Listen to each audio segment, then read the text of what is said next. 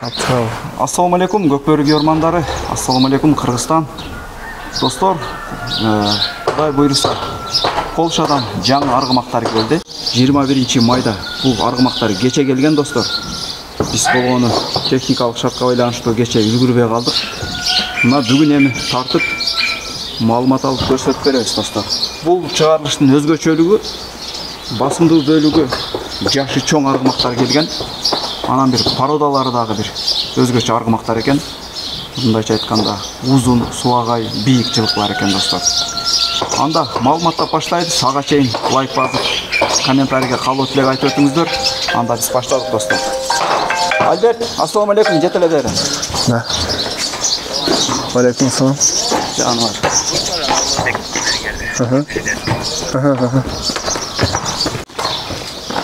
Шу арғымақтың пародасы өте мага қызық болот атынаке. Болот, ассаламу алейкум. Алейкум ассалам. Кандайсың, дел Бизге келдиңиз, жакшы, Кудайга шүгүр. Аман-сен, кырсыгы жок, келип алдыңарбы? Шүгүр, Аллага шүгүр, баары жакшы, келип алдык. Рахмат, кел. Баракелде. Анда көрөрмандар үчүн, жылкы сүйүүчүлөр үчүн бир жакшы маалыматтаба. Четинен көрсөтүп берсек, а? Макул эч. Эми негизи бул деген баягы жылкы жаныбардын дүйнөсү ушундай экен. Баягы өз албазадагы мына көрүүчүлөр үчүн өтө кызык болот экен да. Баягы пародасы, замандагы баягы улакта жылдан жылга өрчүп атпайбы? Мындайча айтканда баягы улактын талабына кайсылары жакшы жарап атат дегендейчи, эми берде. Мындайча айтканда баягы көрөрмандар менен дагы бир чети маектешип дегендейчи.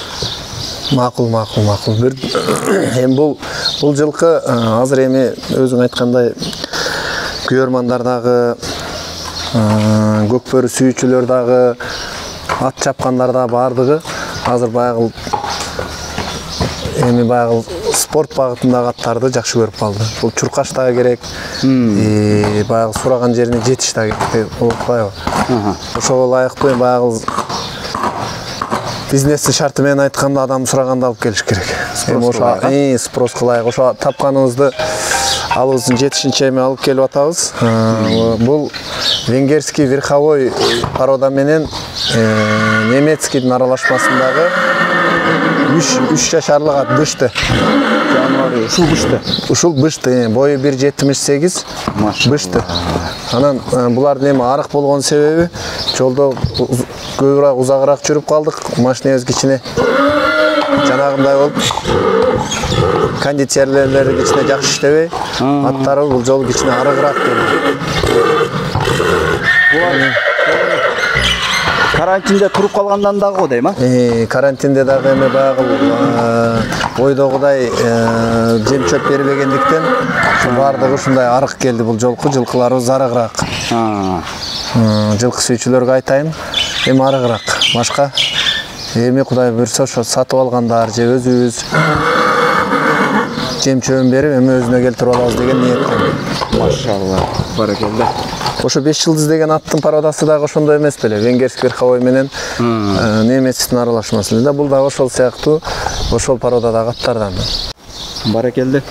Бул ошондо азыр бышты болсо, али мындай үйрөтүлүп минилбеген экен да? Жок, үйрөтүлүп минеле элек. Азыр эми буну эми ким сатып алса ошол киши үйрөтөт го дейм. 3 жаш анын үстүнө жашыраак бул.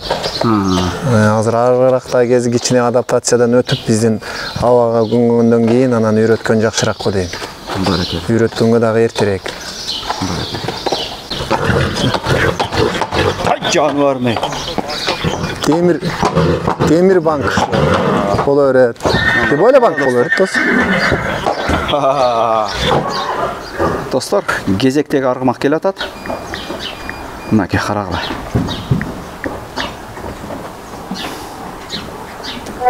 Машалла, мына карагыла достор. Жанбары. Баракелде. Бул канча жашта болот? Бунун жашын сурап алайынчы, мага ушу жашы кызык болуп атат. Бул дагы 3 жаштагы бышты. Жаңы 3кө толду. Бул жанагы Шлёнскийдин жаңы тибиндеги Шлёнский. Бизде кыргызча сласка деп көнүп албадыкпы? Ошол ат. Ошол пародадагы ат. Бирок бул жанагындай башкача экен го, узун. же булардын аралашып кеткендери бар? Жок. Булардын эми ошол таза кандууларын, жакшыларын, ушундайларын тандап келсе болот. Эми бул кара вот биздин азыркы аламан улактын талабы ушул аттар азыр. Кымбат баалуу аттар ушулар. Азыр ушул 3 жаштагы атты ушул турушунда азыр мына $48,000 кече сатып алышты ушул атты. Баракелде. Достор карагыла. Бул бал сатылыптыр да, значит, $48,000 сатып алышты. Жануар, карагыла достор. 3 жашта бою бунункудагы 1,78 сантиметр. Бул дагы эми кичине жолдо аябай кыйналып калды, аттын жүдөп турган кези. Булар bir жарым айда адаптация болуп көнүп кетет деген ниеттебиз. Баракелде, карагылачы. Динозавр. Баракелде. Кеттик достор, анда кийинки бул эми сатылган экен, көп деле мындай маалымат албай коелу. Буюрса кийинкилеринен сатыла тургандарынан маалымат алып көрсөтөбүз. Жануар. Кезектеги аргымак келатат достор. Жануар. Бул аргымак жөнүндө маалымат. Бул эми Альбертияга чыгарчы? Канат бери тарт. Бул 2 жаштагы кунан. Бул 2 жаштагы кунан. Бул дагы ошо жанагы шлёнский типтеги ат. 2 жаштагы аргымак, бою 1,70 жакын 68 чыгат. Бул дагы ошо жолдо кичине кыйналып калыптыр. Өзүң көргөндөй кара. Курсактары кетип, көздөрү кирип кичине. Машинемдин дагы кичине кондиционери бузулуп, бул жол аттарыбыз көбүрөөк кыйналып калды. Мен Кудай бурса өзүнө келип кетет деген ниеттебиз. Бул дагы мына ошо биздин аламан улак чаба турган шлёнский породадагы 2 жашарлык ат. Баракелде. Бул ошо айтып аткан жанагы кобранын иниси Вот жанагы айтып аттым го. Мен бир кобра деген атым бар. Ошонун иниси ушул ат. Ошол сарайда дайыма издеп ошо кобра деген атым жакшы көрөм го.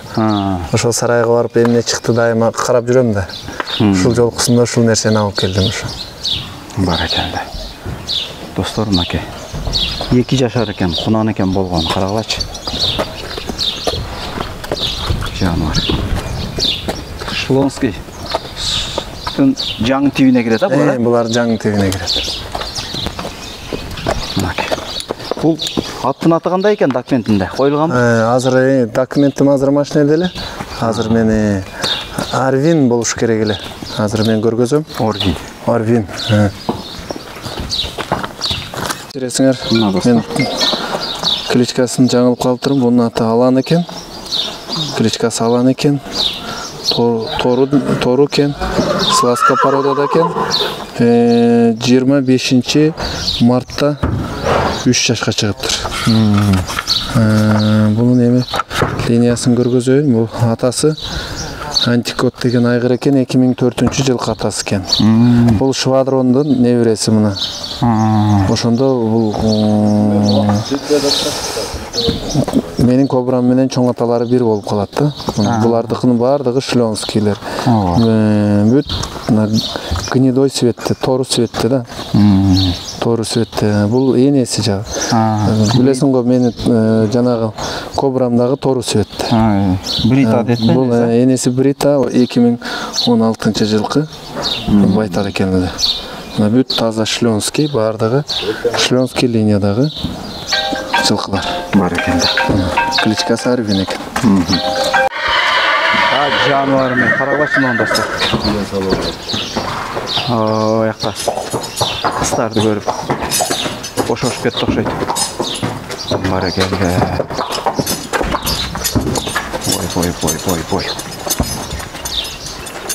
Ой.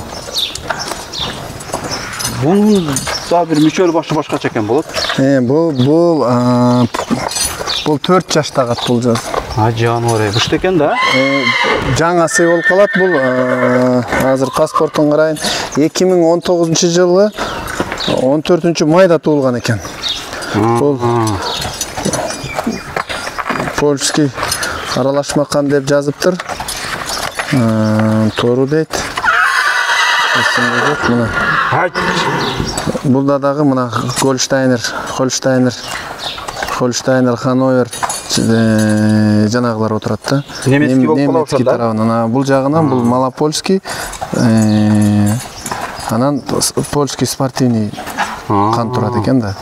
Польский спортивный деген жак. Польский спортивный. Бегойго жүргөндөр да? Жок, выездкада жүргөн аттар да булар СП дегендер ошол таралашматтар. Бул эми энеси жактан ошондой экен. Атасы жагы бул, атасы мына Гольштинский аттын баласы экен да, немецкий айгырдын баласы экен. Мына өзүң көр, бул баракелде. Сен көргөндө бул 4 жаштагы. Кандай экен муну? Эр Карлеоне деген айгыр экен. Эр Карлеоне. Бул 4 жашта бою 1.75-тен жогорураак ат. Машалла. Бул эми аябай кыйналып калды жолдо. Кудай бир сөзүнө келип кетет деген ниеттебиз. Жана биринчи чыккан менен экөөнүн пародасы. Бул деле ошондой узун экен. Аралашма кан, бул дагы ошол жанагы спортивный кан турган үчүн мундагы мүчөлөрү, моюндары, буттары, казыктары деп коебуз го биз кыргыздар. Ооба. Вот ошо биздин аламанга ылайыктуу аттардан да.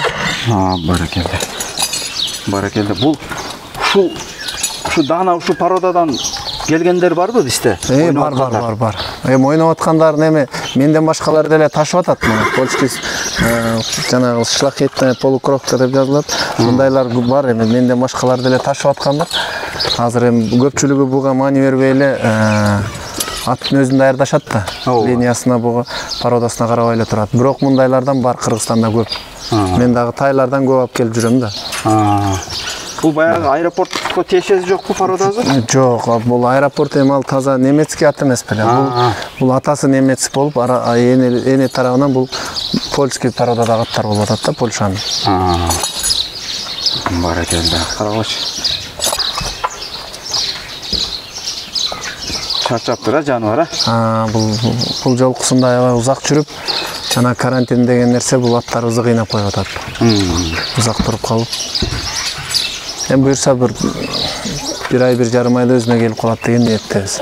Муну 1,5 айда тааныбай калабызбы? Эми Кудай буюрса сатылбаса, кайра келип өзүң дагы бир материал кылып жылкы сүйүүчүлөргө бир көргөз кандай өзгөрүп калган. Баракелде. Болду. Достор, улантабыз. Азыр кезектеги армабыз дагы чылдадылат болот. Сүйлөбөй тура. Hayt!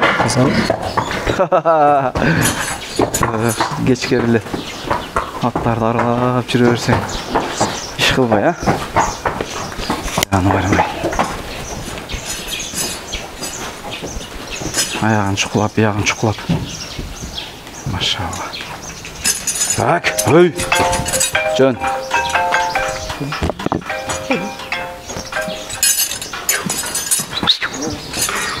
Баракелде. Моюнда тимели башкача экен, достор. Машалла. Бул красавчиктер каяктан келди? Булар дагы ушул рейсте келди. Ушул жолкуда келди. Булар дагы ошо Шлёнский тайлар. Мына эми кызыктары келе атат, достор. Эң жаштарынан көрсөтүп атабыз. Баракелде. Машалла. Темир көк. Болот бул баягы. Аватарга тиешеси жокпу? Жок, бул Польшанын тайы. Бул 1 жаштагы тай. Бою 1,62 сантиметрлик. Ой. 1 жашар экен, достор, карагыла. 1 жашардагы тай. Бул кайсыл типке кирет бул? Бул деле ошол жанагы эми Шлёнский деп коебуз. Шлёнский типтеги. Жаңы тип же эски тип? Жаңы типтеги Шлёнский. Польский. Мына көрчү. Сен дагы эми тайларды, аттарды жакшыларын көрүп жүрүп көзүң каныкты. Ооба. Жылкы сүйүүчүлөргө бир талдап көргөзүм. Мен көп жерде жаңылышып калып атам да. Мисалы, кээ бирлер ушундай бирөө мындай жоонураак болот, бирөө ичкераак турат, бирок парадасын карасаң бир болуп калат да көбү. Эми аны эне жагында караш керек да, ата жагынан. Пародасы жазылган менен чоң ата, чоң энеси жагында да линиясын караш керек да. Старотипнийлердин буттары аябай жоон болот. Алар деме баягы ылдамдык аз болуп атпайбы старотипныйлердечи. Анан баштары биздин жакпай атпайбы. Мына ушундай болуш керек да, мындай. Кургак баштуу как сөөк деп коебуз го. Ооба. Анан кочкор тумшук болсо андан жакшы ушундай да. Баракалла. Караган достор.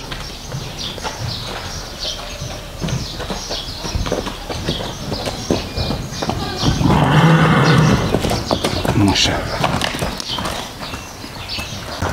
Эми азыр кезектеги тагын экөө бар достор. Өтө зорлор бар. Красавчиктер бар мындайча айтканда. Ай, тополоңдор.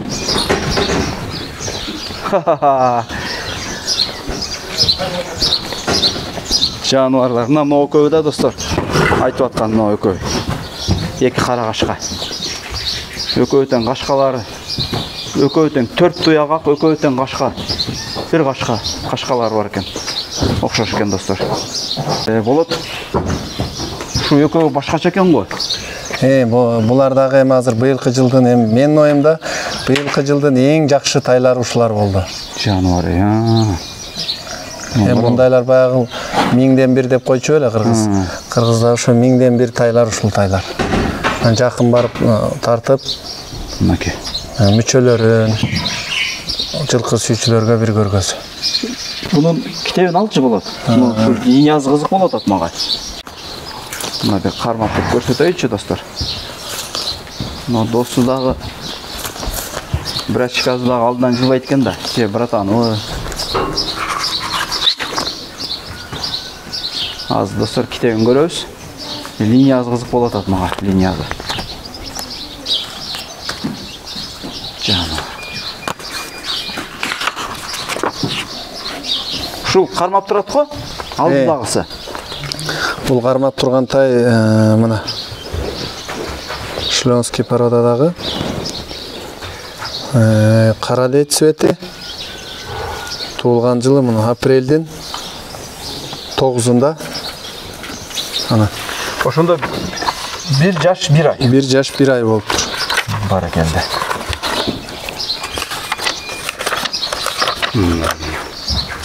Bir yaş bir ay ekan mына достор карап. Жануар. Линиясычы?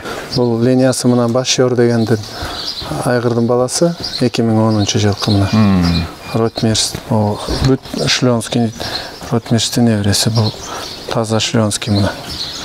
Демек Шленский порода экен да? Бул дагы Шленский. Энеси жагы дагы. Энеси жагы дагы, атасы жагы. Бул таза Шленский деген сөз. Мына карагыла. Boyu qancha chiqib qolishi mumkin shu? Boyu 1 metr 60 santimetr chiqadi. 1.60. Qaraqala. Жануар. Мына бул болсо бул экинчи тайдыкы мына. Мына кашка тайдык болду. Жануар. Берки кашканын. Бул көк кашканыкыбы? Жок, кара кашканын, беш кашканын породасы. Паспорту.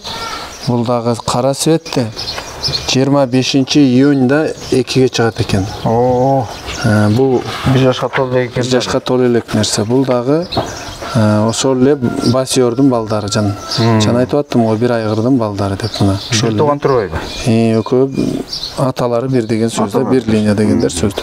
Бул таза Шленский линия менен жаңы типтеги. Бул Басиор жаңы типтеги айгыр эмеспи? Ошонун балдары мына. Bu кичинекей. Мына достор. Баракалла. Жануарлар коёндай эле окшош экен, Экөөнүн бою бирдей эле окшойт го? Жок, беркиси mo кичинекей 1.55 сантиметр чыкты кеченесек, аркысы 1.60. Бул көк тайыбыз 1.62 сантиметр чыкты. Баракалла. Мынакей достор.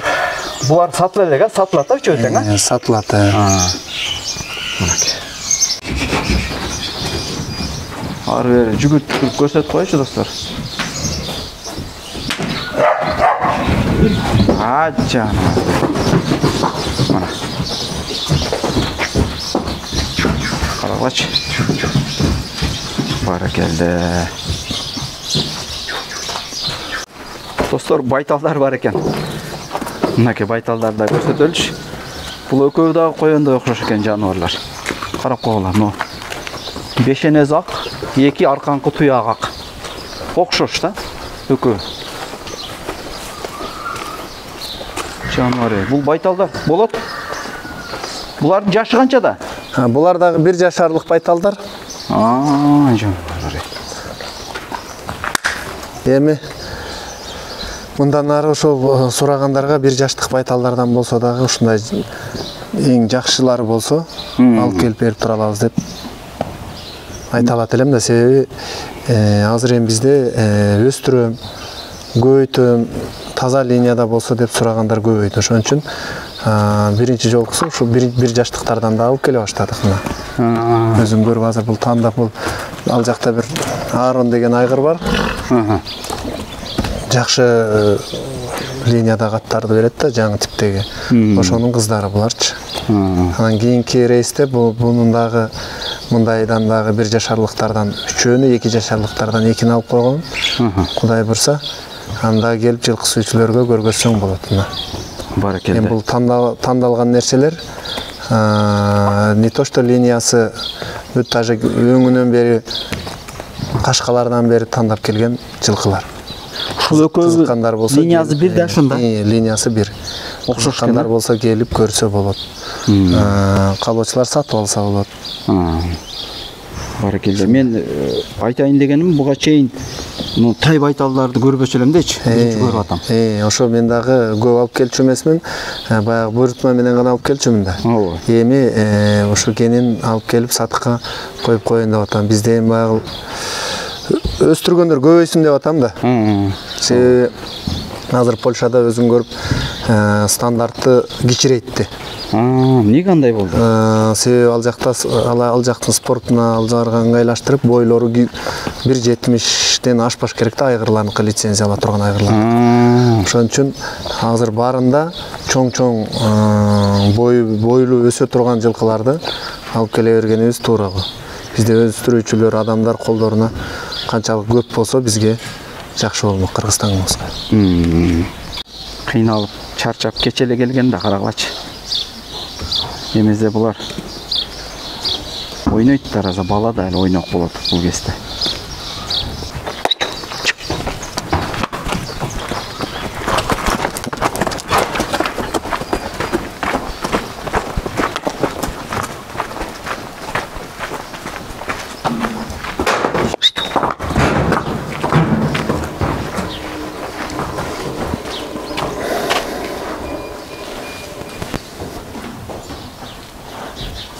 Альберт, булар не экөө бияка бөлүп койдуңар?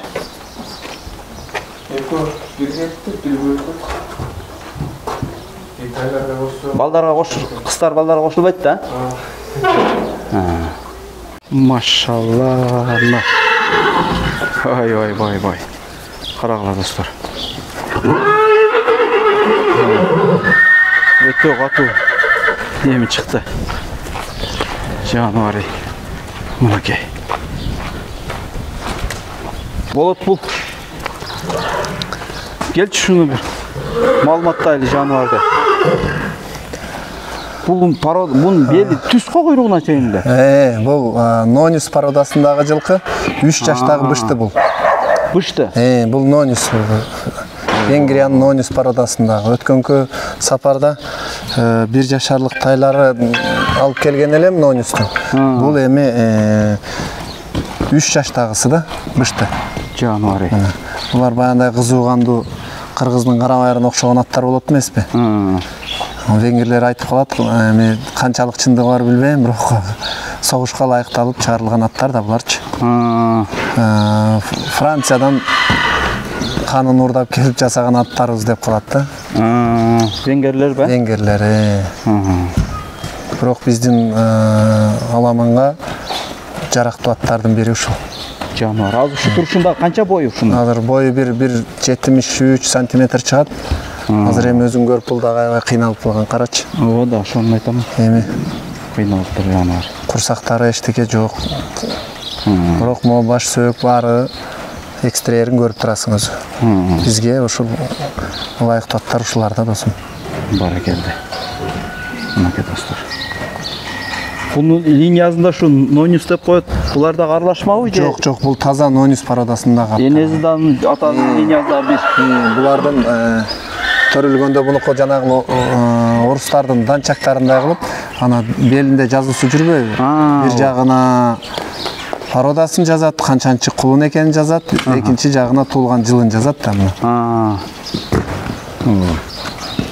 Баракелде. Бул ошо мына 20 деген жазуусу бул туулган жылы.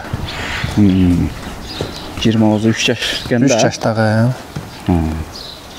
Bunun документтеги аты кандай болду экен? Буларда аты эмес, номерлеп кетет болуш керек. Мен азыр документ жакын эмес эле. Ооба. Номери менен кетет да. Номер менен, а? Мына достор. Баракелде. Алар өзү венгерлер ушундай бул кайсыл багытта кармайт экен аргымактарды алар? Булар кайра эле ошол көпчүлүгү жанагы выездкага мингенге. Мингенге кармашат. Алардык эми ашып кетсе жанандай конкурсный спорт түрлөрүнө эле да, же башкача өздөрүнүн улуттук оюндары болобу? Өзүнүн улуттук оюндары алар булар эми негизги эле оюну конкур. Бирок сүйүүчүлөр көбүнчөсү ошо мингенге кармашат. Башка мына Nonius багытындагыларды спортко салышпайт ал жакта. Мингенге гана кармашат. Секирткенге алар эми көбүнчө кайра эле барып эле Германиядан, Голландиядан алып келишет. Өткөндө баягы тайларды көргөндө алардын эмне бала кезинде мындай тумшугу мындай болбойбу? Азыр бунун тумшугу Noniustардын бир өзгөчөлүгү ушу дөңпешен, кочкор болот да? Кочкор тумшук болот да. Булардыкы бала кезинде деле чоңойгондо баары бир булардын тукумушундай баардыгыныкы кочкор тумшуктуу жылкылар болот. Баардыгы. Дээрлик баардыгы бир 95% кочкор тумшук болушат булар. Ошодон таанымал. Ошондон Nonius экенин алыстан билсе болот булар. Ана бул венгерлерде Липицян деген породалар болот. Алардыкы мындан дагы дөңүрөөк болот. Ошону менен айырбаштап албаш керек да. Баракелде. Ушул породадагы аттардан бизде мына атагы чыккан аттар барбы? Мына улактабы, же линияга алып келгендерби? Эми жакын арадан бул Nonius породасынын аттардан азыр мен билгенден азыр Нурбек деген досум мына бизден аэропортто чаап жүрөт. 77 деген жылкы заводу бар, Нурбек деген бала бар. Ооба. Ошол жигит ушул Nonius породасынын ат чабат. Өзүң көрүп жүрөсүң көпкөрдө. Анан бизде Карим Ажы деген аламан улактын алып баруучусу бар эмеспи? Ошол эсиңиздерде болсо керек, 1 жыл мурдабы, 2 жыл мурда Кара Баатыр деген ат минет эле. Ошол Кара Баатыр да ушул Nonius породасындагы жылкылар эле да. Кочкор тумшугу. Кочкор тумшук. Анан кочкор тумшуктуу аттар бул Noniustарды биз эми мына 2 жылдан бери эле алып келип баштадык да. Баракелде. Булардын кылык жоругу мүнөзү кандай болот? Мүнөзү эми булар аябай катуу жылкыга кирет, кеч үйрөнөт. Польшанын атына караганда кечирээк үйрөнөт. Мүнөзү аябай мындай катаалыраак болот да. Польшанын, Германиянын аттарын көрүп атасың, булар аябай жоош адамга жакын болот. Булар баягы биздин кыргыздын жылкысындай болуп, аябай кызуу кандуу болуп, корс жылкыларга кирет.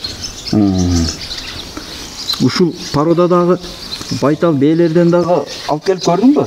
Сатышабы аларды? Алып келип, бээлерин алып келип сатып жүрчүмүн. Азыр эми эсимде жок, алып келип сатып жүрчүмүн. Азыр Кыргызстанда Nonius бээлер көбөйүп эле калды.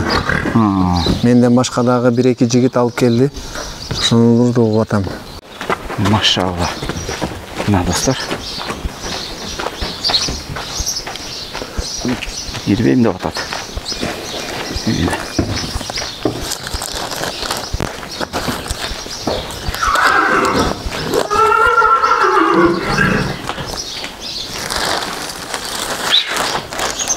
Oh.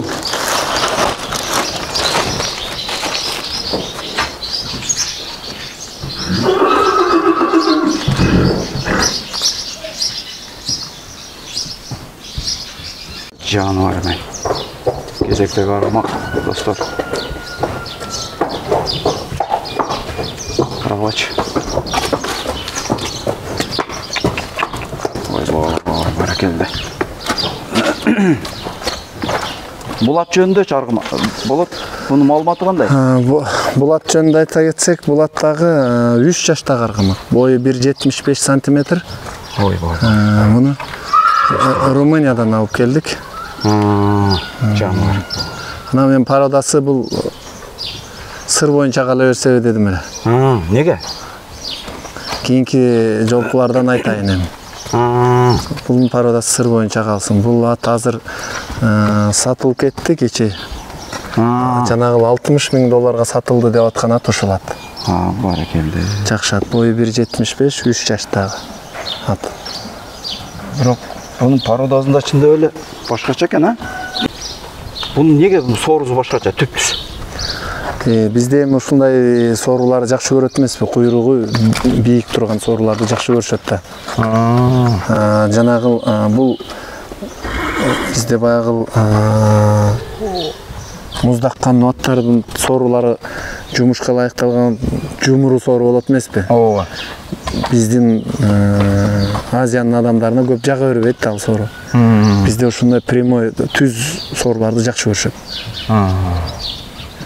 Ой, қарағылар достар. Жануар. Бұлардағы ем үйретіледі, Бұлар жашта ем, 3 жашта ем. Ошол негізі Европада ал сатып алғандар ем өздері ем үйретіп башташат болуш керек. Алар баяғы атты қанша жашынан үйретіп баштайды? Спортқа мингенге? Жеме ал мингенге алар көбүнчө 5 жашынан үйретіп башташат да. Ал жакта өзүң көргөндө негизи эле жылкынын сөөгү 5-6 жашта катып баштайт эмеспи? Биздегидей болбой ошол 5 жашынан баштап үйретіп башташат. Бул редкий случай, что бир 4 жашында үйрөткөн. Көбүнчө ошо 5-6 жашында үйрөтүшөт. Эми бизде буну азыр уже үйрөтүп башташат болуш керек. Бизде тез үйрөтүшөт эмеспи? Ооба. Бизде баягы кунанда курутта эле баштайт го. Бирок азыр булар эми менин оюмча ушу 4 жашынан үйрөтүп баштаган туура биздин шарттачы. Мисалы ушундай аттарды да, ушундай пародадагы аттарды алар баягы кандай конкурга даярдашабы же кандай алар? Не багытта кармашат дейм да? Ал жакта эми көбүнчөсү бул бизге ылайыктуу аттарды ал жакта выездка деп мингенге гана, мингенге минип ойногонго гана. Конкурдагы бул аттар, бул секирген аттар бул башка багытта, спорт багытындагы. Ошолордон дагы бизге жарап аткандары бар. Пародалары, линиялары жакшы секиргендер. Алар жарагандар бар. Көпчүлүгү ошол алар мингенге, мени үйрөтүп. Выездка гана.